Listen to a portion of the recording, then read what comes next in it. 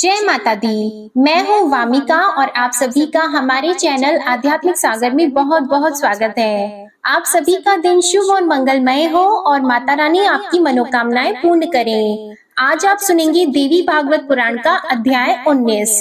जन्मेजय ने व्यास जी से कहा, मुनि, भगवती जगदम्बा का प्रभाव जगत को शांति प्रदान करने वाला एवं परम आदरणीय है। मुझे अब इसका पता लगा है। हे मुनिवर, आपके मुखा अरविंद से निकली हुई इस सुधामयी कथा का रसपान करते करते मेरा मन अघाता नहीं। देवी का यह परम पावन चरित्र अल्प पुण्य वाले मानवों के लिए प्राप्त होना अत्यंत कठिन है। भगवती जगदम्बा का यह लीला चरित्र देवताओं और प्रधान मुनियों के लिए भी रक्षा का परम साधन है। मनुष्यों को संसार रूपी समुद्र से तारने के लिए यह सुदृढ़ नौका है। इसलिए सत्यवती नंदन व्यास जी, आप बड़े दयालु हैं। अब कृपा करके मुझे देवी का उत्तम चरित्र सुनाइए। महिषासुर महान पापी था। देवताओं के सामूहिक संपूर्ण तेज से प्रकट हुई महालक्ष्मी उसे मारने के उपरांत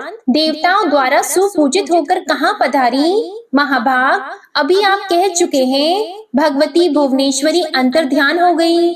तो फिर स्वर्ग लोक अथवा मृत्यु लोक कहाँ उनका निवास हुआ? उन्होंने वहीं अपने दिव्य शरीर का संवरण कर लिया, या वे वैकुंठ में विराजने लगी, अथवा जाकर सुमेरु गिरी को सुशोभित किया? मुझे बताने की कृपा कीजिए। तब व्यास जी कहने लगे, राजन, मैं इसके पहले तुमसे कह चुका हूँ कि मणि द्वीप एक रमणीय धाम है। वहाँ देवी जी सदा क्रीड़ा किया करती हैं। वह स्थान उनके लिए बहुत प्रिय बताया गया है। यह वो स्थान है जहाँ पहुँचने पर ब्रह्मा, विष्णु और शंकर को स्त्री हो जाना पड़ा था और पुनः पुरुषत्व पाकर वे अपने कार्य में संलग्न हुए। वह परम मनोहर द्वीप अमृतमय समुद्र के मध्य भाग में विराजमान है। भगवती जगदम्बा तरह तरह के रूप धारण करके सदा वहाँ लीला करती हैं। देवताओं द्वारा स्तुत और सुपूजित होने के बाद कल्याणमय देवी वहाँ पधार गयीं। वे माया शक्ति और सनातनी हैं। उस दिव्य स्थान पर अविच्छिन्न गति से उनका कीर्तन होता है। संपूर्ण चराचर की अधिष्ठात्री देवी पधार गयीं। यह देखकर देवताओं ने एक सूर्यवंशी महाबाहु नरेश को भूमंडल का अध्यक्ष बना दिया। शत्रुघ्न नाम से विख्यात वह राजा संपूर्ण शुभ लक्षणों से संपन्न था। महिषासुर की उत्तम राजगद्दी उसे प्राप्त हुई। वह अयोध्या में रहकर राज्य करने लगा। इंद्र प्रभृति संपूर्ण देवता शत्रुघ्न को राज्य का अधिकारी बनाकर अपने अपने वाहनों पर सवार होकर अपने अपने स्थान के लिए प्रस्थित हो गए। राजन, उन देवताओं के चले जाने पर भी जगत में धर्म राज्य स्थापित हो गया। प्रजा सुख से समय बिताने लगी। मेघ उचित समय पर जल बरसाते थे। पृथ्वी पर उत्तम धान्य उपजते थे। वृक्ष फलों और फूलों से लदे रहते थे। सभी ऋतुएं सुखदायिनी थीं। घड़े के समान थन वाली दुधारू गौएं मनुष्य को इच्छा अनुसार दूध दिया करती थीं। स्वच्छ एवं शीतल जल वाली नदियों का प्रवाह सुगमता पूर्वक बहता था। उनके वेग से तट छिन्न भिन्न नहीं हो पाते थे। किनारे पर पक्षियों का समाज शोभा बढ़ाता रहता था। ब्राह्मण वेद तत्व के जानकार तथा यज्ञशील थे। क्षत्रियों में धार्मिक भावना जागृत थी। वे दान और अध्ययन में तत्पर रहते थे। शस्त्र विद्या में उनकी विशेष अभिरुचि थी। वे प्रजा की रक्षा में कभी असावधान नहीं होते थे। समस्त राजाओं द्वारा न्याय पूर्वक शासन होता था। किसी में विषय तृष्णा नहीं थी। सभी प्राणी परस्पर मेल मिलाप रखते थे। धन बांटने वालों का एक समाज विद्यमान था। गोठ में झुंड की झुंड गौएं रहती थी। हे राजन, उस समय धरती पर ब्राह्मण, क्षत्रिय, वैश्य और शूद्र ये सब के सब देवी के परम उपासक थे। राजा की आज्ञा के अनुसार सबके कामों की व्यवस्था थी। कुछ लोगों का समय अध्ययन में ही व्यतीत होता था। महिषासुर के कारण उनके कार्यों में जो बाधा आ गई थी, वह उसके मर जाने पर दूर हो गई। सबके हृदय की व्यथा शांत हो गई। वे वेद पढ़ने में संलग्न हो गए। उनकी व्रत, नियम, दान और धर्म में कोई बाधा नहीं रही। क्षत्रिय गण प्रजा पालन और वैश्य गण व्यापार में लग गए। कुछ वैश्यों के यहाँ खेती, व्यापार, गोपालन तथा सूद पर रुपया चलाने का व्यवसाय था। महिषासुर का वध हो जाने पर इस प्रकार समस्त जगत सुखी हो गया। प्रजा वर्ग में किसी प्रकार का उद्वेग नहीं रहा। सभी मानव बड़ी तत्परता के साथ भगवती चंडिका के चरण कमलों की सेवा में परायण रहने लगे। व्यास जी कहते हैं, राजन सुनो, देवी का उत्तम चरित्र कहता हूँ। यह कथा संपूर्ण प्राणियों को सुख देने वाली तथा समस्त पापों का नाश करने वाली है। शुंभ और निशुंभ ये दो भाई बड़े बलवान राक्षस थे। किसी भी पुरुष के द्वारा इन शूर वीरों की मृत्यु संभव नहीं थी। इनके पास बहुत से सैनिक थे। देवताओं को सदा दुखी बनाए रखना इनका मुख्य उद्देश्य था। ये बड़े दुराचारी और घमंडी थे। सारा दानव समाज इनका साथ देने को तत्पर था। देवी भगवती के साथ इनकी घमासान लड़ाई हुई और उस अवसर पर ये मार डाले गए। देवताओं का हित सोचकर अनुचरों सहित देवी ने यह कार्य संपन्न किया था। इसी युद्ध में महान भुजा वाले चंड और मुंड, अत्यंत भयंकर रक्त बीज एवं धूम्रलोचन नामक राक्षस भी युद्ध में काम आ गए। देवी ने उन दानवों को मारकर देवताओं को भीषण भय से मुक्त कर दिया। फिर वे देवताओं के द्वारा सुपूजित होकर पवित्र हिमालय पर्वत पर पधार गईं। राजा जन्मेजय ने पूछा, पूर्व कालवर्ती ये कौन दानव थे? उन्हें कैसे सर्वोत्कृष्ट बल प्राप्त हुआ? किसने उनकी प्रतिष्ठा की तथा वे कैसे स्त्री के हाथों मारे गए? उन्होंने किसकी तपस्या की अथवा किससे वरदान पाया, जिसके परिणाम स्वरूप वे इतने अपार बलशाली हो गए? और फिर वे किस प्रकार मारे गए? यह सभी प्रसंग विस्तार पूर्वक कहने की कृपा कीजिए। व्यास जी कहते हैं, राजन सुनो, देवी के चरित्र से संबंध रखने वाली यह कथा बड़ी विलक्षण है। इसके सुनने से संपूर्ण पाप नष्ट हो जाते हैं। यह मंगलमयी कथा धर्म, अर्थ, काम, मोक्ष समस्त फलों को देने वाली है। प्राचीन समय की बात है, शुंभ और निशुंभ नाम से विख्यात दो दानव पाताल से भूमंडल पर आए। वे दोनों सगे भाई थे। उनकी आकृति देखने योग्य थी। पूर्ण वयस्क होने पर उन्होंने घोर तपस्या आरंभ की। परम पावन पुष्कर तीर्थ में जाकर अन्न और जल का परित्याग करके वे तप करने लगे। योग साधन में तत्पर रहने वाले शुंभ और निशुंभ की वह तपस्या लगातार 10,000 वर्षों तक चलती रही। वे एक आसन पर बैठकर सर्वोत्कृष्ट तप में संलग्न हो गए।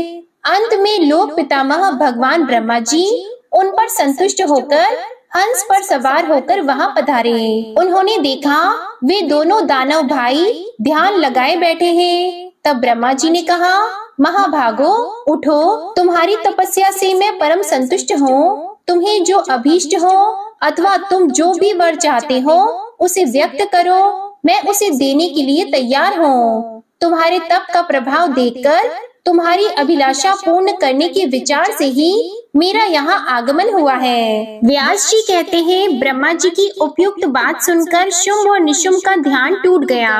वे सजग हो गए।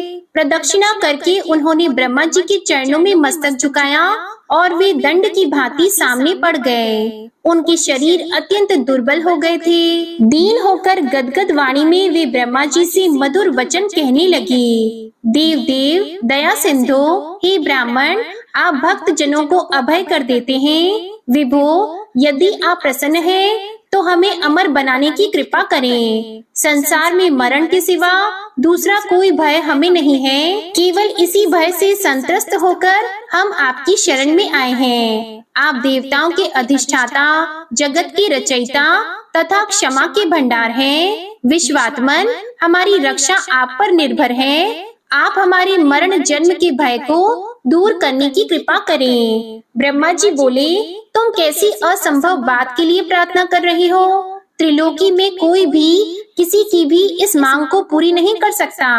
यह सर्वथा अदेय है। जन्मने वाले की मृत्यु और मरने वाले की उत्पत्ति ये बिल्कुल निश्चित है। जगन नियंता प्रभु ने सदा से ही जगत में यह मर्यादा स्थापित कर रखी है। सभी प्राणी सर्वथा मरणशील हैं। इसमें संशय नहीं किया जा सकता। इसलिए तुम दूसरा कोई इच्छित वर मांगो, मैं उसे पूरा कर सकता हूँ। व्यास जी कहते हैं, ब्रह्मा जी के वचन सुनकर शुंभ और निशुंभ कुछ क्षण तक विचार में पड़े रहे। इसके बाद वे सामने खड़े होकर नम्रता पूर्वक बोले, हे कृपा सिंधु, देवता, मानव, मृग और पक्षी किसी भी पुरुष के द्वारा हमारा मरण न हो, यही हमें वरदान दीजिए। इसे पूर्ण करने की आप कृपा करें। किसी स्त्री में तो ऐसी शक्ति हो ही नहीं सकती जो हमें मार सके। चराचर त्रिलोकी में किसी भी स्त्री का हमें किंचन मात्र भय नहीं है। ब्रह्मा जी, हम दोनों भाइयों को पुरुष मात्र के अवध्य होने का वर मिलना चाहिए। स्त्री से हमें कोई डर नहीं है, क्योंकि वह तो स्वाभाविक ही अबला होती है। व्यास जी कहते हैं, शुंभ और निशुंभ की बात सुनकर ब्रह्मा जी उन्हें अभिलषित वर देकर प्रसन्नता पूर्वक अपने स्थान पर पधार गए। ब्रह्मा जी के ब्रह्मलोक सिधार जाने पर शुंभ और निशुंभ भी अपने घर लौट गए। घर पहुंचकर उन्होंने शुक्राचार्य को पुरोहित बनाया और सम्यक प्रकार से उनकी पूजा की। तब उत्तम दिन और नक्षत्र आने पर मुनि ने एक सुंदर चांदी का राज्य सिंहासन उन्हें प्रदान किया। शुंभ बड़ा भाई था, इसलिए उसे राज गद्दी पर बैठने का अधिकार प्राप्त हुआ। अनेकों सुप्रसिद्ध दानव उसी समय शुंभ की सेवा में सम्मिलित हो गए। चंड और मुंड, ये दोनों भाई महान पराक्रमी एवं बल अभिमानी वीर थे। ये अपनी सेना के साथ शुंभ की सेवा में आ पहुँचे। इनके पास हाथी, घोड़े और रथों की भरमार थी। धूम्रलोचन नामक एक प्रचंड प्रतापी दैत्य था। शुंभ को दानवी गद्दी पर बैठने का अधिकार प्राप्त हुआ है, यह सुनकर वह भी सेना के साथ वहां आ पहुंचा। इसी प्रकार शूरवीर रक्त बीज भी आ गया। वरदान के प्रभाव से उसे असीम बल प्राप्त था।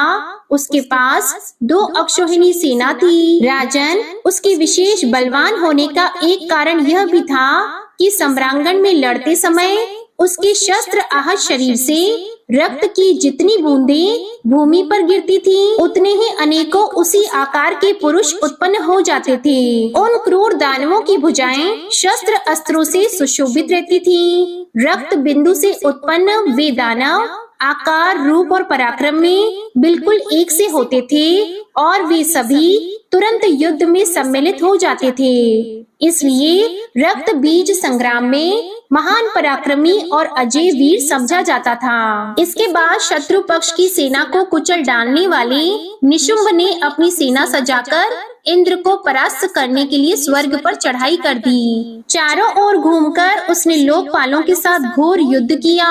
तब इंद्र ने उसकी छाती में वज्र से चोट पहुंचाई। भीषण वज्राघात से आहत होकर निशुंभ भूमि पर गिर पड़ा। उसे मूर्छा आ गई। उसकी ऐसी स्थिति देखकर सैनिक भाग गए। उसका छोटा भाई निशुंभ मूर्छित होकर पड़ा है। यह सुनकर शत्रु सेना का संहार करने की शक्ति रखने वाला शुंभ वहां आया और बाणों से समस्त देवताओं को घायल करने लगा। इसके बाद जो कुछ भी हुआ, इसका वृतांत आप अगले अध्याय में सुनेंगे। अब आप सुनिए दुर्गा चालीसा पाठ। नमो नमो दुर्गे सुख करनी, नमो नमो दुर्गे दुख हरनी। निरंकार है ज्योति तुम्हारी, तिहु लोक फैली उजियारी। शशि ललाट मुख महाविशाला, नेत्र लाल भ्रिकुटी विकराला। रूप मातु को अधिक सुहावे, दर्श करत जन अति सुख पावे। तुम संसार शक्ति ले कीना, पालन हेतु अन्न धन दीना। अन्नपूर्णा हुई जग पाला, तुम ही आदि सुंदरी बाला। प्रलय काल सब नाशनहारी, तुम गौरी शिव शंकर प्यारी। शिव योगी तुम्हारे गुण गावे, ब्रह्म विष्णु तुम्हें नित ध्यावे। रूप सरस्वती को तुम धारा, दे सुबुद्धि ऋषि मुनिन उबारा। धरयो रूप नरसिंह को अम्बा, परगट पई फाड़ कर खम्बा। रक्षा करी प्रहलाद बचायो, हिरण्याक्ष को स्वर्ग पठायो। लक्ष्मी रूप धरो जग माही, श्री नारायण अंग समाही। क्षीर संधु में करत विलासा, दया सिंधु दीजे मन आसा। हिंगलाज में तुम्ही भवानी, महिमा अमित न जात बखानी। मातंगी अरु धूमावती माता, भुवनेश्वरी बगला सुखदाता। श्री भैरव तारा जगतारिणी, छिन्न भाल भव दुख निवारिणी। के हरि वाहन सोह भवानी, लांगुर वीर चलत अगवानी। कर में खप्पर खड़ग विराजी, जाको देख काल डर भाजी। सोहे अस्त्र और त्रिशूला, जाते उठत शत्रु ही शूला। नगर कोट में तुम्ही विराजत, तिहु लोक में डंका बाजत। शुंभ निशुंभ दानव तुम मारे, रक्त बीज शंखन सहारे। महिषासुर नृप अति अभिमानी, जेहि अगभार मही अकुलानी। रूप कराल कालिका धारा, सीन सहित तुम तिहि सहारा। परी गाढ़ संतन पर जब जब भई सहाय, मातु तुम तब तब। अमरपुरी अरुबा सवलोका, तब महिमा सब रहे अशोका। ज्वाला में है ज्योति तुम्हारी, तुम्हें सदा पूजे नर नारी। प्रेम भक्ति से जो यश गावे, दुख दारिद्र निकट नहीं आवे। ध्यावे तुम्हें जो नर मन लाई, जन्म मरणता को छुटी जाई। जोगी सुर मुनि कहत पुकारी, योग न हो बिन शक्ति तुम्हारी। शंकर आचार्य तप कीनो, काम अरु क्रोध जिति सब लीनो। निश दिन ध्यान धरो शंकर को, काहु काल नहीं सुमिरो तुमको। शक्ति रूप कामर मन पायो, शक्ति गई तब मन पछतायो। शरणागत हुई कीर्ति बखानी, जय जय जय जगदम्बा भवानी। भई प्रसन्न आदि जगदम्बा, दई शक्ति नहीं कीन विलंबा। मोको मातु कष्ट अति घेरो, तुम बिन कौन हरे दुख मेरो। आशा तृष्णा निपट सतावे, मोह मदादिक सब बिनशावे। शत्रुनाश कीजे महारानी, सुमिरो एक चित तुम्हें भवानी। करो कृपा हे मातु दयाला, रिद्धि सिद्धि दे करहु निहाला। जब लगी ज्यों दया फल पाऊं, तुम्हरो यश मैं सदा सुनाऊं। दुर्गा चालीसा जो कोई गावे, सब सुख भोग परम पद पावे। देवी दास शरण निज जानी, करहु कृपा जगदम्बा भवानी। श्री दुर्गा चालीसा समाप्त होती है। प्रेम से बोलिए माँ अम्बे की जय। आपको आज की कथा पसंद आए तो वीडियो को लाइक कीजिएगा, शेयर कीजिएगा, कमेंट में माता रानी की जय लिखिएगा और चैनल को भी सब्सक्राइब कीजिएगा। इसी के साथ आज आप हमारे चैनल पर नवरात्रि के चौथे दिन की कथा और दुर्गा सप्तशती के अध्याय भी जरूर सुनिएगा। जय माता दी।